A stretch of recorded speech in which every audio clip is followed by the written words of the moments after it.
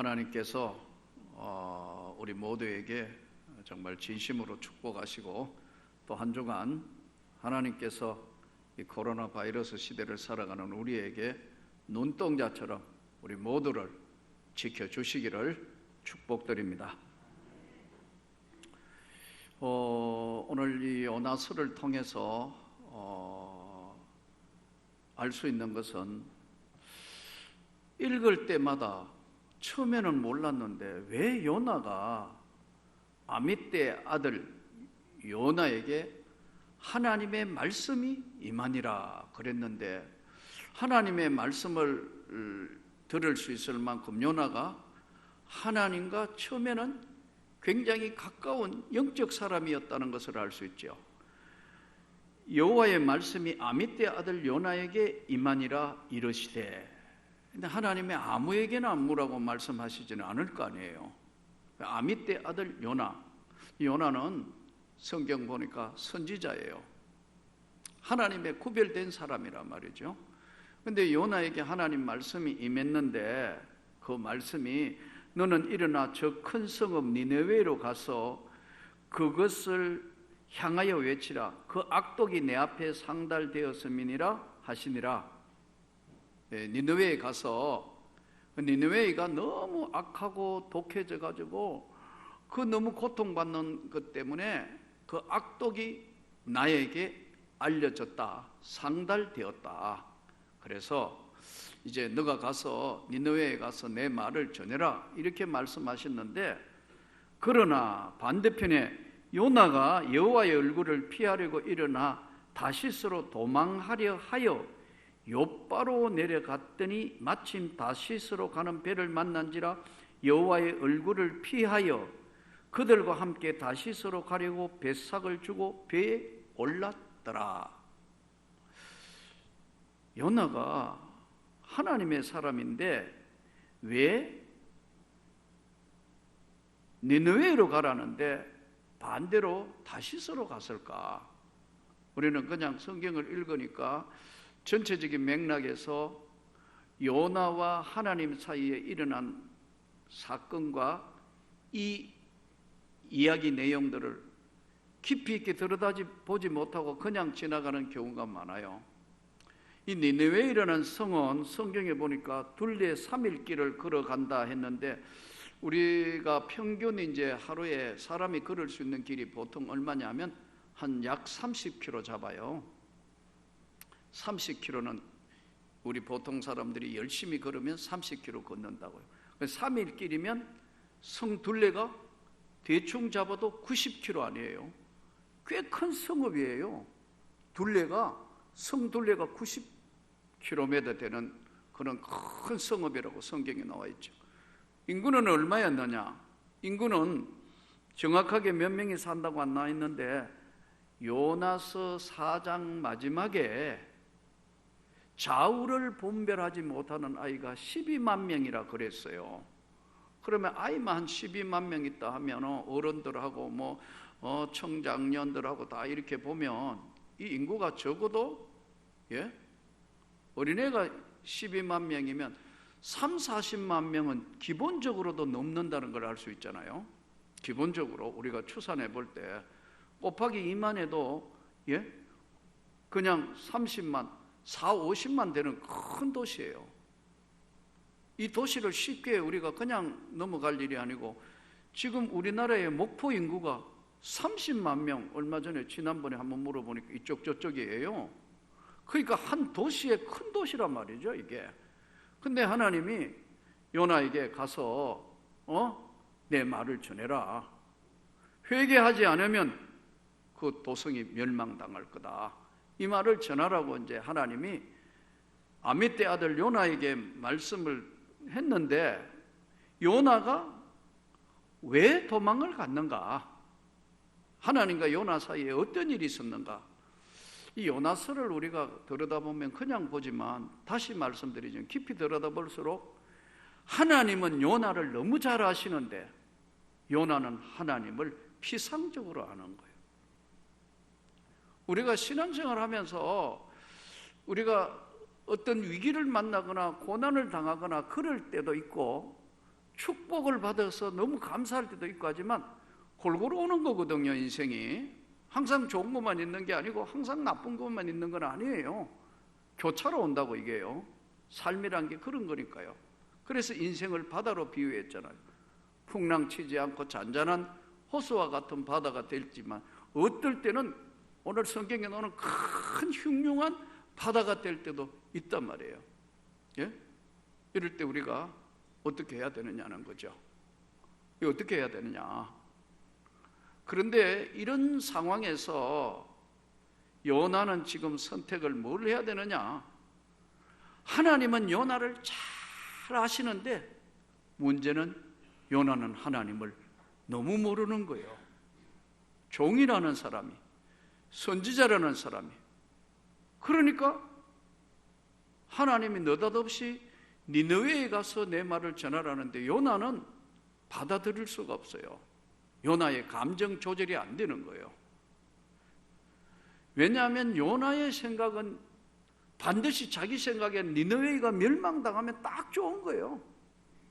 저거는 아주 그냥 무너지고 깨어졌다는 소문을 들으면 너무너무 기분이 좋고 막 그럴 텐데 니느웨에 가가지고 내 말을 전하라 하니까 요나는 그것이 하나님의 말씀인 줄은 알지만은 자신이 순종할 만큼 하나님이라는 그 거룩하신 하나님의 존재 앞에 요나는 하나님을 피상적으로 아는 거예요.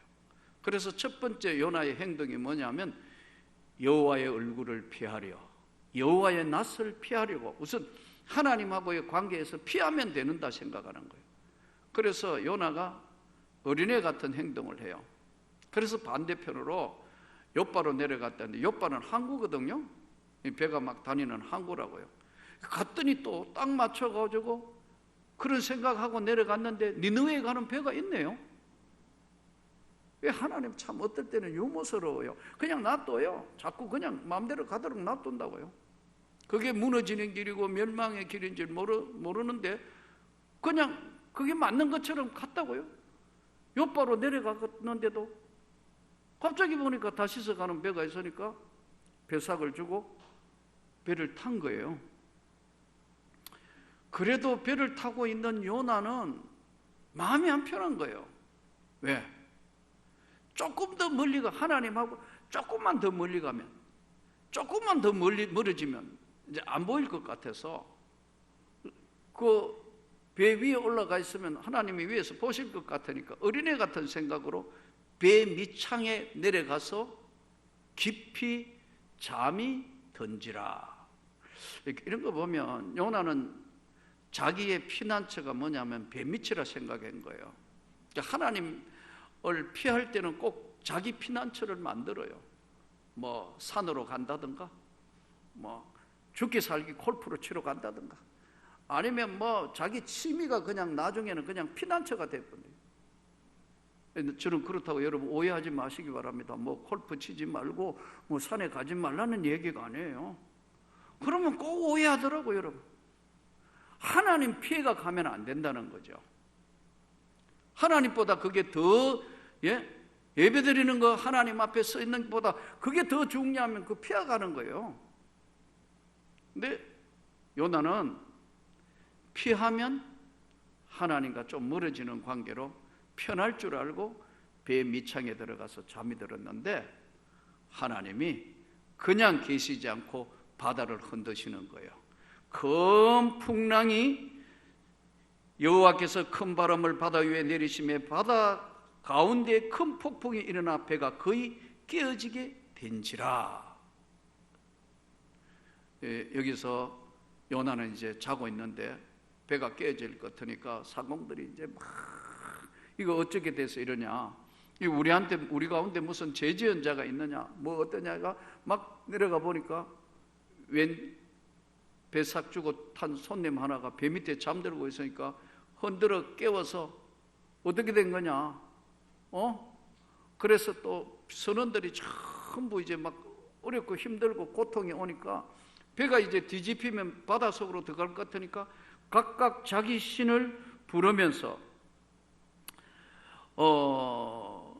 선장이 그에게 가서 자는 자여 어찌 됨이냐 일어나서 내 하나님께 구해라. 혹시 하나님이 우리를 생각하사 망하게 하지 아니하게 하시리라 하니라. 그들이 서로 이르되 자 우리가 제비를 뽑아 이 재앙이 누구로 말미암아 우리에게 임했는지 한번 알아보자. 제비를 뽑았는데 요나가 딱 걸렸다. 그래서 이제 요나한테 묻습니다. 청하건대 이 재앙이 누구 때문에 우리에게 임하였는가 말하라. 너의 생업이 직업이 뭐며 네가 어디서 왔으며 내 나라가 어디며 어느 민족에게 속했냐. 구체적으로 지금 이제 묻잖아요. 직업이 뭐요? 뭐 하는 사람이요? 나라는 어느 나라고요? 출생지는 어디고요? 민족은 어느 민족이요? 다 묻는데 요나가 대답하되 나는 히브리 사람이요 바다와 육지를 지으신 하늘의 하나님 여호와를 경외하는 자로다. 경외하는 자가 도망가는 거예요, 아니에요 지금? 그렇잖아요.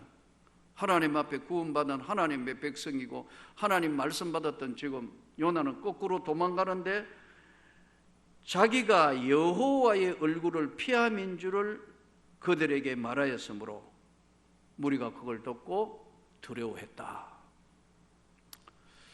큰 풍랑 치는 바다에 요나를 이제 집어 던지게 되는데 여러분 요나의 불순종의 결과가 뭘 가져왔느냐. 여러분 우리가 하나님 말씀으로 살아야 되는 하나님 백성이 우리가 불순종하면 다른 사람이 내 인생을 결정해요.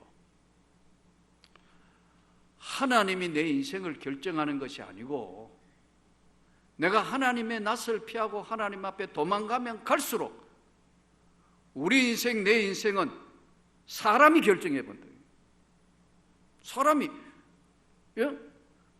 생사 여탈권을 사람이 결정해 가지고 선원들이 요나를 바다에 집어 던진다고. 불순종의 결과라는 것은 우리가 생각할 때 뭐 단순한 것 같은데 불순종의 결과는 거꾸로 나올 때가 많아요. 처음에는 출발이 난 못하겠다 생각해서 거꾸로 갔는데 풍랑처가 하니까 요나의 일생을 하나님이 결정해야 되잖아요. 하나님 백성이니까. 저와 여러분의 삶을 하나님이 결정하기를 진심으로 축복합니다. 그런데 이 요나의 결과는 지금 뭐냐면 1장의 결과는 기가 막히게 풍랑 만나서 자기가 거꾸로 지금 니느웨에 갈 배가 아니고 다시스 가는 배 밑에까지 숨어 있었는데도 드러나서 그 삶을 거꾸로 하나님이 결정하는 것이 아니고 사람이 결정하도록 환경이 그렇게 바뀌어버린 거예요. 풍랑 치는 바다에 던져라고 그러잖아요. 하필 또 제비 뽑게 하니까 딱 걸렸어요.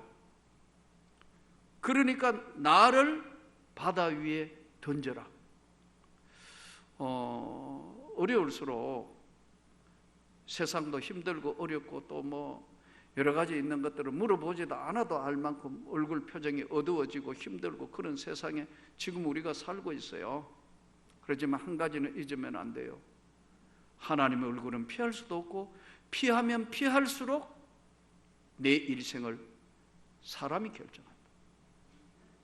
그래서 오늘 이 요나서를 보면서 어려울수록 주님 앞에 바로 서기를 축복합니다. 주님, 제가 정말 참 순정하고 힘들고 어렵지만 제 일생은 주님이 나를 붙들고 가시옵소서.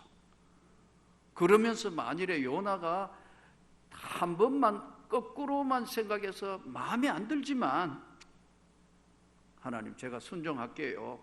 니느웨로 갔다면 아마 요나의 삶 자체에 그게 더 큰 축복으로 임했을 것이고 고난도 없었을지 모르겠어요. 풍랑치는 바다가 오늘 인생 바다. 요즘 이 땅을 사는 우리 자체가 특히 조국 대한민국이 풍랑치는 바다 같아요. 요즘 이 조국의 앞날을 누가 결정할 거냐? 미국이 결정할 거냐? 오늘 6.25 70주년의 눈앞에 있는데 미국이 우리 민족의 운명을 결정할 건가? 아니 북한의 핵 문제가 우리의 삶을 마지막 결정할 건가? 누가 결정할 것인가? 하나님이 결정해 주셔야 되지 않겠습니까? 그렇기 때문에 우리가 오늘 이 시대를 살면서 불순종의 결과라는 것은 엄청난 거예요. 간단한 게 아니에요. 근데 요나가 결국은 자기 은신처를 찾았다고 생각하지만 고백을 합니다. 나는 히브리 사람이고, 나는 하나님 믿는 백성이고, 또 내가 하나님 얼굴 피하려고 도망가다가 보니까 이렇게 됐다. 이렇게 지금 요나가 고백하면서 바다로 나를 던지라 했는데 사람이 결정해가 던졌는데 하나님 앞에 내가 여호와의 얼굴을 피하기 때문에 이런 결과가 왔다고 고백하니까 하나님이 큰 물고기를 준비하시는 거예요. 오늘 또 우리가 잘 생각해야 합니다. 우리 민족이 지금 가야 될 길이 첩첩산중인데 정말 잘 더듬어 가야 돼요. 저는 이게 오늘 혹시라도 이 방송 들고 설교가 요즘 뭐 TV에도 나와서 설교가니까 듣는 사람, 정치하는 사람 좀 들으면 좋겠어요. 민족의 앞날을 북한이 결정할 건가? 민족의 앞날이 정치 지도하는 몇 사람으로 인하여 결정할 것인가? 우리나라의, 우리 민족의 삶을 미국이 결정할 것인가? 저는 목사로서 하나님이 결정해야 한다고 믿습니다. 이것을 우리가 알고 우리가 하나님 앞에 기도하고 하나님 앞에 우리가 바로 서서 돌아보고 민족의 앞날에 대해서 정말 세심하게 염려하고 걱정하며 하나씩 더듬어 가야 하는데 지금 무슨 지금 정신을 못 차리는 것 같아요. 제가 보니까 똑같아진 것 같아요.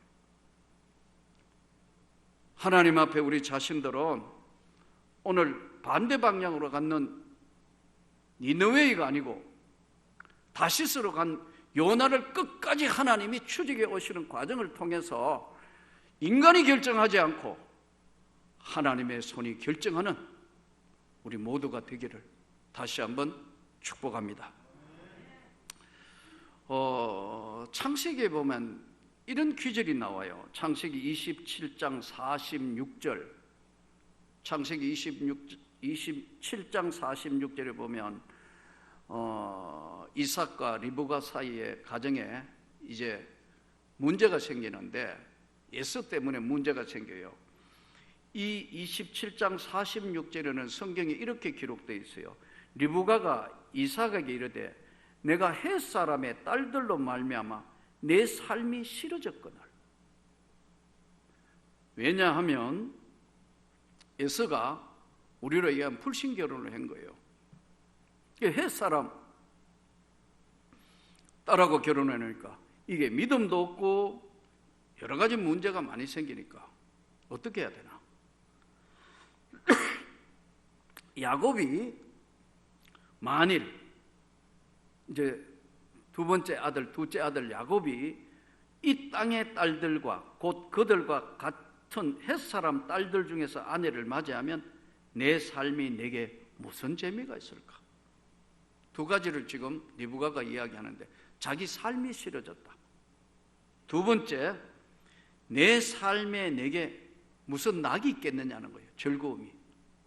그러면 리브가가 하나님 믿는 사람인데 이삭하고 아브라함과 이삭과 야곱과 요셉에 이어지는 바로 족장들의 믿음의 사람들의 이야기에 리브가가 아들 에서가 불신 결혼을 했는 헷 사람의 딸들을 데려온 며느리 때문에 지금 가정에 온갖 풍파가 일어나는 거 아니에요. 아주 쉽게 이야기하면, 그러면 성경 어느 기절을 봐도 리브가가 이삭이 하나님 앞에 자녀들을 위하여 간절히 기도했더라 이런 기절이 없잖아요. 그냥 그렇게 하는 거 보고 이삭 남편한테 그냥 한 얘기가 툭 튀어나온 이 얘기가, 난 내 삶이 재미가 없어, 나 그만 살았으면 좋겠어요, 내 삶이 싫어졌어요, 며느리 때문에. 또 하나 뭐예요? 내 삶이 싫어졌건을 또 한 가지 더 이야기하면 만일 야곱까지 이렇게 된다면 내 삶이 내게 무슨 낙이 있고 재미가 있겠느냐? 이거는 세상 사람이 하는 얘기들이에요. 저와 여러분의 삶의 목적은 분명한 겁니다. 여러분, 하나님의 영광을 위하여 사는 거예요. 근데 이게 지금 이런 생각을 가지고 있으니까 그 집안의 장자금 문제로 야곱이 20년간 멀리 타양객지 생활을 하게 되고 예서는 끝까지 덜 사람으로 남아요. 사랑하는 성도 여러분, 집에 다 예수를 하나님의 백성이 안 된 가정은요, 기다릴 줄도 알고 그들에게 참 안 믿는 내 형제나 내 가족이나 그에게 나는 여러분에게 권유합니다. 최고로 잘하기를 바랍니다. 베풀 수 있을 때 베풀고 사랑을 베풀고 그러면서 그들을 위해서 절대로 기도의 끈을 놓치지 않고 끝까지 하나님 앞에 메어 기도하면 삶이 싫어졌다, 낙이 없다, 아니 하나님이 반드시 해 주실 것을 믿습니다 하고 이렇게 나왔다면 이들의 세계도 달라졌을 거예요. 사람은 어떤 상황이 주었을 때 보는 관점에 따라 인생이 달라지게 되고 변화가 일어나요. 제가 미국에서 공부할 때 보니까 미국 백인 교수가 미국에 실제 있었던 자기 교회의 설명을 해요. 자기 교회는 아니고 미국 어떤 백인 교회에 한 200명 정도 모이는 교회였던 것 같아요. 한 200명 이쪽 저쪽에 그 백인 교수가 설명을 하는 거예요. 그런데 이제 예배를 드리는 중에 어떤 고등학교 학생 하나가 중직자의 자녀예요. 얘는 예배에 관심이 없어요. 하나님과 먼 쪽에 있는데 부모가 너 교회 안 나오고 주일 안 지키고 뭐 하도 하니까 얘는 뭘 좋아하느냐 하면 풋볼, 예?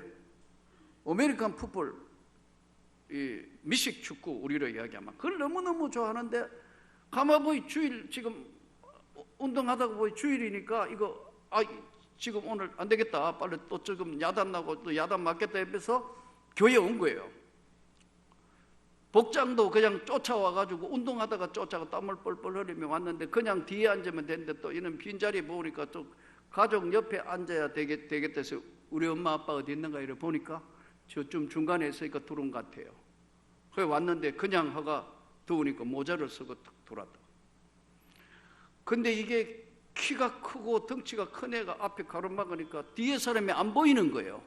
그러니까 이 뒤에 사람은 또 어떻게 하느냐면 옆으로 왔다가 또 뒤로 이렇게 오가 목사님이 이렇게 보니까 너무 이거 불편하고 예배도 잘 안 되고 하니까요.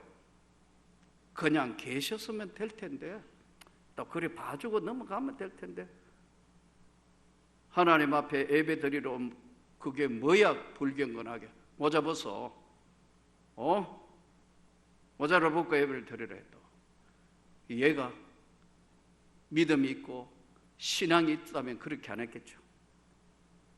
한번 제대로 한번 그래도 내가 교회라도 한번 다녀보려고 생각했는데 기분 나쁘게 했다고 모자를 벗고 땅바닥에 그냥 모자를 던지고 가버렸어요. 예배 중에 나가버렸다는 거예요. 이래서 이 일을 두고 이제 양쪽이 나누어지기 시작했어요. 좀 모자 쓰고라도 예배 드리고 중간에 왔지만 땀을 뻘뻘 흘리고 뭐 뒤에 사람 좀 방해가 되더라도 그냥 그 목사님이 그냥 가만히 계셨으면 될 텐데 왜 모자 벗으라고 많은 사람이 있는데 그렇게 지적을 해가지고 얘가 교회 안 온다고 모자를 집어 던지고 가게 했냐는 한 부류의 사람과 또 한쪽의 사람들은 가만 보니까 목사님 뭘 잘못했냐? 예배 하나님 앞에 똑바로 예배 드리는데 모자 쓰고 와가지고 땀 뻘뻘 흘리고 이게 예배 아니잖아. 그러니까 그 모자 벗으라는 게 뭐 잘못이냐? 1번 말 들어도 맞고 2번 말 들어도 맞잖아요. 아닌가요? 우리 한번 해볼까요? 1번, 2번? 여기도 반 나눠질 거라고요. 보는 관점에 따라 다른 거예요. 이게 이야기가요. 제가 지금 드리고자 하는 말씀은 보는 관점에 따라 다른 거예요. 교회 일요, 안 그런 것 같아도 똑같아요. 직장에요? 안 그런 것 같아도 똑같아요. 심지어는 가족도 똑같다고 이게.